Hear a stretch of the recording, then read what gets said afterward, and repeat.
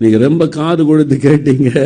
இல்லாத பொல்லாலாம் உங்களுடைய விதைச்சு உங்க குடும்ப சமாதானத்தை பிசாசு கெடுத்துருவான். அதனால இந்த மாதிரி உபத்திரவங்கள், இந்த மாதிரி பேச்சு ஏச்சுகள் குடும்பத்துக்குள்ள சில சமயம் வரும். நம்ம இருக்கிற இடத்துல, வேலை செய்கிற இடத்துல பிரச்சனைகள் வரும். பொறுமையா சகித்துக் கொள்ளுங்க. எவ்வளவு நாள் நம்மளுக்கு விரோதமா பேசுறாங்க, எவ்வளவு நாள் பேசுவாங்க? கொஞ்ச நாள் பேசிட்டு தன்னால வாய் ஓஞ்சி போயிடும், அவ்வளவுதான். அதனால பொறுமையா இருக்க பழகுங்கள். யோபுடைய பொறுமையை நினைத்து கொள்ளுங்க. ஊரே பேசுது, பரியாசம் பண்ணுது, கேவலமா பேசுறாங்க. ஃப்ரெண்ட்ஸ் அவனை குற்றப்படுத்துறாங்க. ஆறுதலுக்காக வந்த நண்பர்கள் அவனுடைய துக்கம் மகா பெரிய துக்கம்னு 7 நாளா ஒண்ணுமே பேசாம கூட உட்கார்ந்து பேச ஆரம்பிச்சா யோபு குறை சொல்றாங்க. அதுதான் உலகம். என்ன நடந்தாலும் நம்மளை தான் குறை சொல்லுவாங்க. பொறுமையாய் சகித்துக் கொள்ளுங்கள்.